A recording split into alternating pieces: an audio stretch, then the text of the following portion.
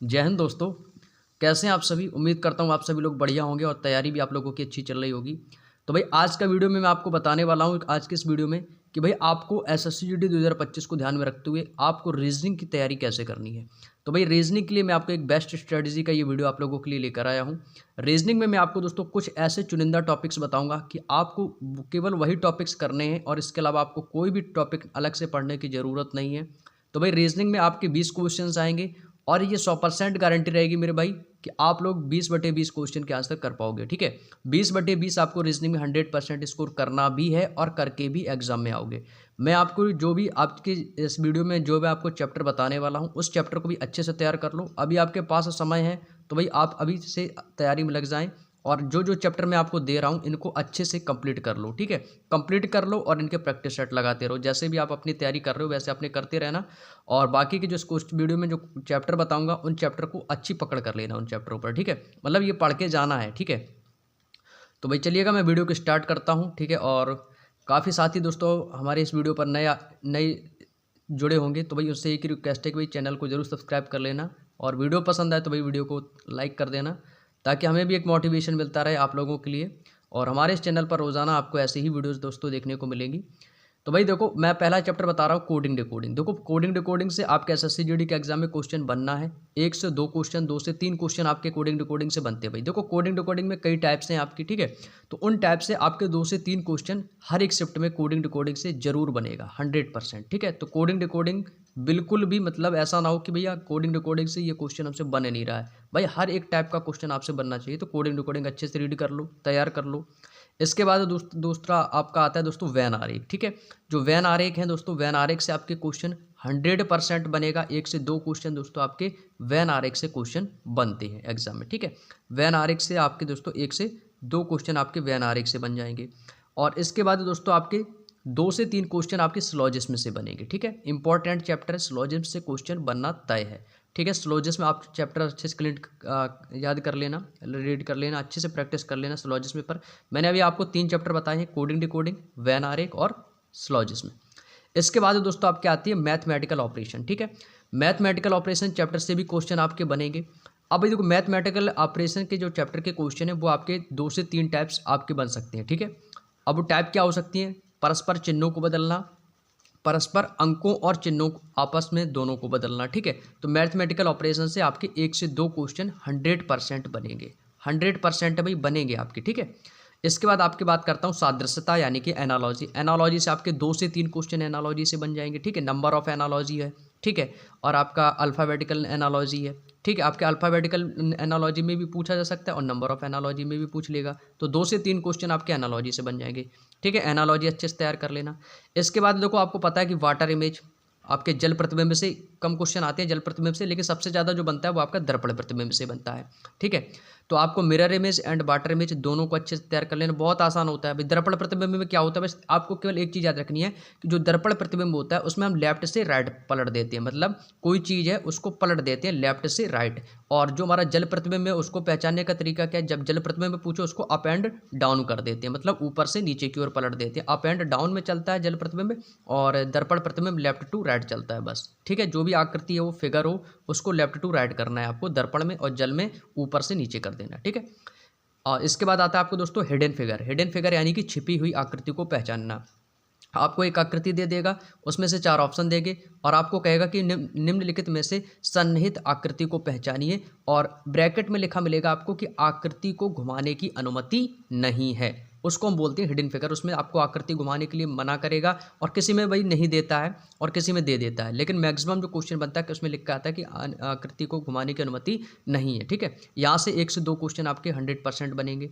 इसके बाद आता है आकृति को पूर्ण करना। ठीक है, आपको अधूरी आकृति दे देगा, कोई फूल की आकृति दे देता है, कोई पत्ती, कोई मतलब कोई भी आपको एक आकृति देगा और उसमें से एक उस आकृति का एक छोटा सा पार्ट जो है वो गायब कर देगा और उसमें से आपको बताना है कि इस दी गई आकृति को पूरा करें, मतलब कौन सा ऑप्शन है जो इस आकृति को पूरा करेगा। ठीक है, यहाँ से 1 से 2 क्वेश्चन आपके इस कंप्लीट फिगर चैप्टर से बन जाएंगे। इसके बाद देखो ब्लड रिलेशन। देखो रक्त संबंध से एक क्वेश्चन आपका बनना तय है और रक्त संबंध के आपको सभी टाइप्स भी मैंने आपको ऑलरेडी बता रखी हैं। अंकित भाटी सर की बुक का सॉल्यूशन भी मैंने आपको रीजनिंग का बहुत अच्छे से करवाया है। ठीक है, और उस चैप्टर को कर लेना अच्छे से। ब्लड रिलेशन में आपके ऐसे भी क्वेश्चन बनते हैं कि मतलब सिंपली से पूछ लेगा कि भैया ए इसका दादा है, बी इसका दादा है, ठीक है। और दूसरा आपका ब्लड रिलेशन का जो टाइप का क्वेश्चन बनता है उसमें आता है ए प्लस बी का अर्थ है कि ए बी का पिता है, ए माइनस बी का अर्थ है कि ए बी की बहन है, ठीक है। इस टाइप के क्वेश्चन बनते हैं, ये थोड़ा सा टाइम टेकिंग होते हैं लेकिन होते आसान है। इनको मतलब अच्छे से कंप्लीट कर लेना, ठीक है। इसके बाद दोस्तों आपका आता है, लाइट चली गई है दोस्तों, कोई नहीं। इसके बाद आता है आपका दोस्तों ब्लड रिलेशन कंप्लीट हो गया। इसके बाद आपको डायरेक्शन टेस्ट को कंप्लीट कर लेना, ठीक है। डायरेक्शन टेस्ट यानी कि दिशा परीक्षण। हालांकि दिशा परीक्षण से कम क्वेश्चन बनते हैं, हो सकता है आपका एक क्वेश्चन बन भी सकता है दिशा परीक्षण से, और क्या पता ना भी बने, ठीक है। तो पढ़ लेना। अब मैं इसलिए आपको दिशा परीक्षण ये चैप्टर बता रहा हूँ कि देखो हो सकता है आपकी शिफ्ट में ये क्वेश्चन ना पूछा जाए, ठीक है। आपकी जैसे मान लिया आपका मॉर्निंग शिफ्ट में क्वेश्चन है, भाई आपका फरवरी से एग्जाम, लगभग 1 महीने तक तो एग्जाम चलेगा, तो भाई बहुत सारी शिफ्टों में एग्जाम होंगे, ठीक है। तो हो सकता है आपकी शिफ्ट में ना आए भाई, किसी और भाई की शिफ्ट में आ जाए, तो इसलिए आपको दिशा परीक्षण पर भी थोड़ा सा ध्यान देना है। यहाँ से एक क्वेश्चन बन सकता है, ठीक है। जरूर नहीं कि आपकी शिफ्ट में ना बने, तो भाई किसी और भाई की शिफ्ट में बन सकता है, ठीक है।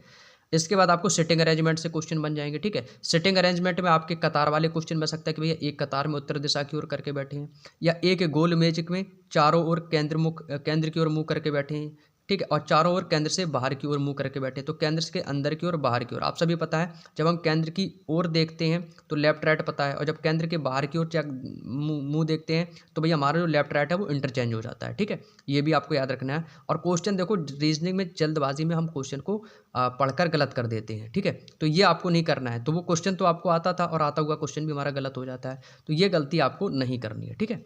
अब देखो बैठक व्यवस्था हो गया। अब देखो आपका 1 से 2 क्वेश्चन आ जाता है डाइस से। अब देखो डाइस से एक तो आपका डाइस चैप्टर से क्वेश्चन आ सकता है, दूसरा आपका ओपन डाइस से आ सकता है, ठीक है। डाइस यानी कि आपको पासा, ठीक है। पासे में आपके कितने फलक होते हैं, आप सभी को पता है पासे की 6 सतह होती हैं, ठीक है। और पासे को भाई मैंने बहुत अच्छे से पढ़ाया, एक बार वीडियो देख लो, पासा जिंदगी में नहीं भूलोगे आप। मैंने पासा को बहुत अच्छे से आप लोगों को पढ़ाया है, ट्रिक्स भी बताई हैं। तो साधारण पासा, मानक पासा, 2 प्रकार के पासे होते हैं। तो पासा को अच्छे से रीड कर लेना, ठीक है, अच्छे से तैयार कर लेना। इसके बाद आपका आता है वर्गीकरण यानी कि क्लासिफिकेशन, ठीक है। निम्नलिखित में से भिन्न भिन्न शब्द को पहचानिए, ठीक है। निम्नलिखित में से भिन्न संख्या को पहचानिए, मतलब इस टाइप के क्वेश्चन बन जाएंगे आपके क्लासिफिकेशन वर्गीकरण से। तो वर्गीकरण को आपको कंप्लीट कर लेना है। इसके बाद आपको काउंटिंग फिगर, देखो काउंटिंग फिगर हालांकि एसएससी जीडी में बहुत ही कम मैंने देखा है। प्रैक्टिस सेट को भी मैंने एनालिसिस किया कि भाई बहुत ही कम क्वेश्चन जो है से काउंटिंग फिगर से क्वेश्चन मिले। लेकिन काउंटिंग फिगर में जैसे आपका ट्रायंगल कितने हैं, ठीक है, वर्ग कितने हैं, आयत कितने हैं, इन पर थोड़ा सा ध्यान दे लेना। हो सकता है आपकी शिफ्ट में ना आए, किसी और की शिफ्ट में आ जाए, तो भाई इसलिए काउंटिंग फिगर चैप्टर को भी आप लोग तैयार कर लेना, ठीक है। इसके बाद आता है आपका मिसिंग नंबर। मिसिंग नंबर में आपको लुप्त पदों को भरना, 1 से 2 क्वेश्चन मिल जाएंगे आपको, ठीक है। लुप्त पदों को भरना, ये चैप्टर अच्छे से कंप्लीट कर लेना, बहुत सारे क्वेश्चंस मिल जाएंगे। अब देखो जरूरी नहीं कि भैया आपके पास एसएससी जीडी की बुक हो, ठीक है। आपके पास कोई अदर बुक है ना भाई, उससे तैयार कर लो। और यदि आपके पास बुक भी नहीं है तो भाई मैंने देखो टेलीग्राम पे बहुत सारी रीजनिंग की पीडीएफ अपलोड कर रखी हैं। आप अंकित भाटी सर की पीडीएफ उठा लेना, ये पीवाई की सारे एसएससी जीडी के कर लेना, 2019, 20, 21 में जो भी आए हैं वो रीजनिंग के जो पीवाई की क्वेश्चन है उन्हीं को आप बार बार लगा लो, ठीक है। उसी टाइप के क्वेश्चन बन जाएंगे, ठीक है। इसके बाद आता है शब्दों का तार्किक क्रम, ये बहुत इंपॉर्टेंट है। आपको दोस्तों 5 मीनिंग दे देगा और अल्फ़ाबेटिकल मीनिंग, उसमें से भाई इनको कहेगा कि भाई इनको अंग्रेजी शब्द को उसके क्रम में लगाना है, ठीक है। और यहाँ से 100% एक क्वेश्चन बनेगा हर शिफ्ट में, हर शिफ्ट में क्वेश्चन बनेगा शब्दों का तार्किक क्रम से। भैया अंग्रेजी शब्द को उसके क्रम में लगाना है, जो अंग्रेजी वर्णमाला का क्रम है, अल्फ़ाबेटिकल क्रम, उस क्रम में लगाना होता है, ठीक है। यहाँ से 1 से 2 क्वेश्चन, आपके 2 तो खैर नहीं, 1 क्वेश्चन तो कंप्लीट है बनना है, ठीक है। 1 क्वेश्चन तो 100% बन सकता है। अब इसमें भी टाइप्स होती हैं, आपको मीनिंग वाइज दे देगा और शब्दों का तार्किक क्रम अल्फ़ाबेटिकल में पूछेगा, और कभी कभी ये हिंदी में लगा के दे देता है, ठीक है। मतलब सबसे पहले क्या होगा भाई, शिशु होगा, शिशु के बाद वो क्या होगा भाई, शिशु के बाद वो बच्चा बनेगा, फिर बच्चा के बाद फिर थोड़ा सा वो क्या हो जाएगा, वयस्क, लास्ट में वयस्क, फिर वृद्ध हो जाएगा, मृत्यु, इस टाइप के क्वेश्चन बनते हैं, ठीक है। ये आप अच्छे से कर लेना, समझ गए ना। इसके बाद आता है आपका कथन निष्कर्ष। कथन निष्कर्ष से एक क्वेश्चन बनेगा भाई, कथन निष्कर्ष अच्छे से तैयार कर लेना। देखो कथन निष्कर्ष में बहुत से लोग गलतियां भी कर देते हैं, तो भाई यदि गलती को सुधार लो, अभी आपकी जहाँ पर गलतियाँ हो रही हैं वहाँ पर आप एनालिसिस करो कि भैया मैं किस चैप्टर में कितनी गलती कर रहा हूँ और मुझे कहाँ पर चीज़ें जो है समझ नहीं आ रही हैं, ठीक है। उस पर पकड़ बना लो, क्योंकि भाई आप अभी गलती कर रहे हो कोई दिक्कत नहीं, लेकिन एग्जाम हॉल में गलती करोगे तो वो सबसे बड़ी गलती होगी आपकी, ठीक है। तो ऐसी गलती ना करें कि आपको आता हुआ क्वेश्चन गलत हो जाए, ठीक है। आपको कथन निष्कर्ष अच्छे से कर लेना। और इसके बाद देखो सीरीज के 1 से 2 क्वेश्चन मिलेंगे आपको, ठीक है। सीरीज में भी आपके कई टाइप के क्वेश्चन आते हैं। सीरीज में पूछेगा कि निम्नलिखित में से क्वेश्चन मार्क के स्थान पर बताएगा कि कौन सी संख्या आएगी, ठीक है। सीरीज में एक तो ये हो गया क्वेश्चन।